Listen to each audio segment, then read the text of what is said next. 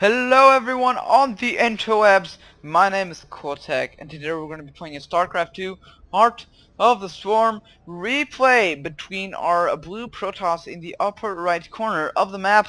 It is playing from Team Axiom. It is Alicia, I believe from Korea, not sure about that, versus our red Zerg in the bottom left corner of the map playing for Team Root. It is Catz. I believe he is from Peru. Now the map is indeed Daybreak, and let's do a quick analysis of it right now. We have a nice choke here to protect the entrance of the base, just typical size for the main base ramp, and it leads to this expansion. And this expansion is not that prone to harassment, but you can still do some harassment with drops, UTAs, you name it, around this area, and you can just catch. If you have this expansion, someone can catch that mineral line and just take advantage. And if it doesn't work, they can just move on to this expansion and do some damage. And if that doesn't work, they can go to the main, do some damage, then go back. That's 3 expansions that are taking damage. This expansion leads to a general vast area here, which has 2 ramps. One here, which leads to the main area of the map around the middle, and it's partially covered by rocks that you can destroy if you need to.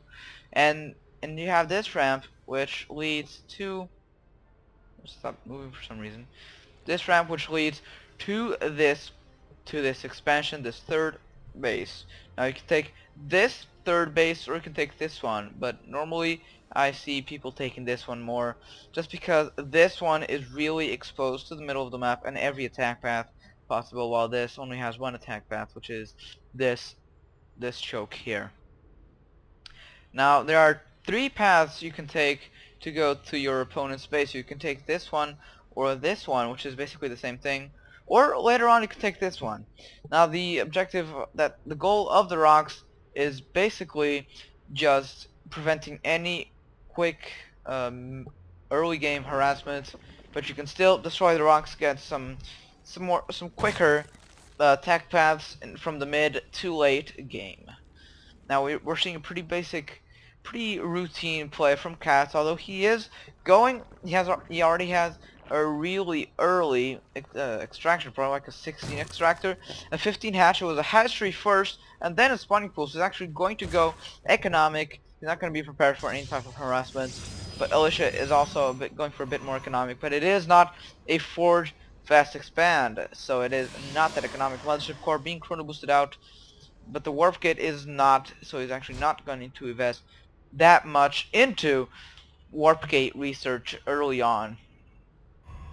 Now the second gas already being made for Alicia at 23 supply, I believe, around that pound here in the front, just to get that range, pound range on.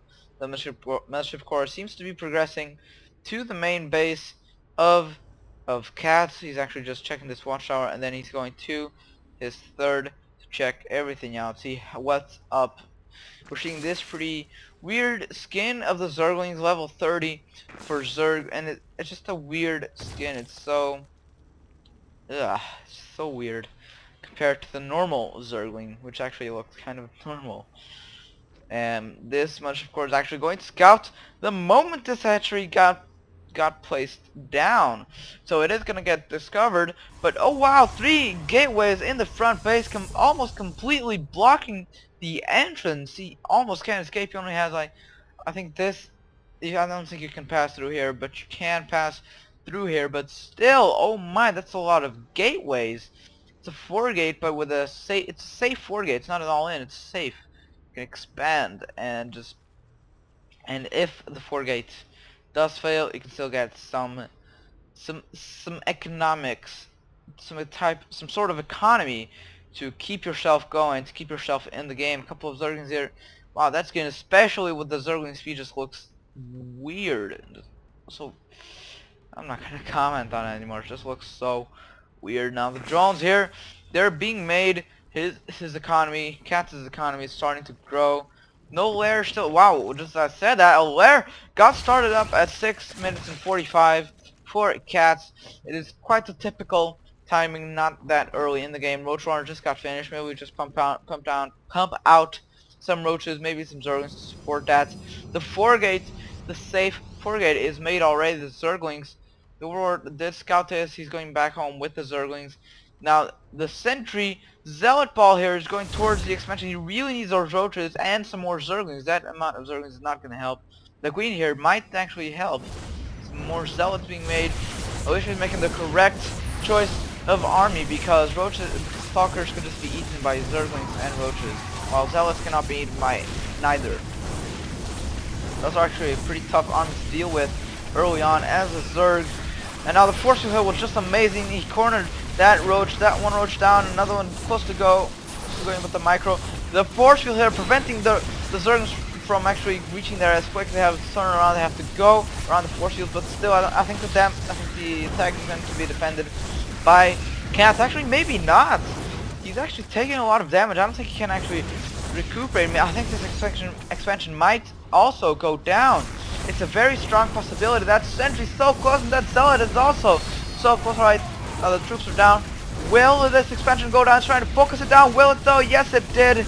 And then the mass recall towards the base. A couple of troops escaped. So overall, that was a great damage that Alicia did. And look at the units lost. Have 1,000 resources of difference. It is too much. Catz cannot handle it. He needs to re-expand ASAP. And maybe even take another expansion, because that might actually even things out. Try to double expand, try to get that expansion back and the time you lost by just doing the double. Stargaze here for Alicia is actually going to follow that up with some sort of air units, maybe just some oracles or harassments, or he might actually go for void raids. I think it's going to be void raids and phoenixes, because he is also researching the +1 attack in the air for the void raids and all that sort of army. Hydroisk then, however, is being made. The Overlord is piling on the corner of the map. A couple of Zerglings here. He's actually going to scout. Does he have a third? No, he does not. He sees it. He's sending another Zergling here to the main base just to scout and all that. Hallucinated Phoenix here for Alicia. Do some scouting. Maybe just scare him a little bit. And the Void Ray is being chrono boosted out, so it is going to be Void Rays, which are going to work amazing versus the Roaches. Not so sure about how they will work against Hydralisks, because Hydralisks are not armored units, so the Void Rays only do like 4 damage to the Hydralisk. 6 damage actually, so 12 damage per second, and it's not a lot, especially since Hydras do have a lot of health. Oh, actually just accidentally just turned that off. Zerglings here and the Roach are just running around trying to see what can I do, what kind of harassment can I do to get my advantage back, but at the moment he cannot do anything. The resources lost tab is still heavily favoring Alicia, and that shows in the supply lead that he has. 68 supply from Catz versus 85 from Alicia. Actually now it just evened out with the massive Hydra production that he just had, and he just made 2 more Stargates. It's throwing down with this expansion, so he's going to have the economy to support all 3 Stargates and all 4 gateways. Is that 4 gateways? Yes, it is. He's going to need the Fleet Bacon to get +2 attack in the air, but he'll probably just go for defense. I think that's actually a pretty wise shot, because he is going to have Hydralisks. He needs to defend. Infestation Pit for Catz, so he might actually just try and invest maybe in some infestors, or maybe in some sort of hive tech. Maybe some vipers will do actually pretty well. Now the +1 attack for range for Catz is nearly done. It's going to help the Hydralisks immensely. A couple of sentries being made, a couple of Void Rays. He cannot support all 3. Now he can. 3 Void Rays producing at a time. That's a lot of Void Rays, but the attack here, the pressure from Catz is starting to hit. But I think that Alicia is going to be able to defend. Photon Overcharge, the Zealots, everything is going to allow him to defend. Will he use prismatic alignment? No, he will not. Oh wait, actually he did, but the Hydralisks are not taking the extra damage, but it's still too many Void Rays, not as many Hydralisks, and the Force Field just trapped all of Catz's army, and he doesn't have the economy. Actually, yes he does, but maybe he doesn't have the larva. I am not sure. Does he actually?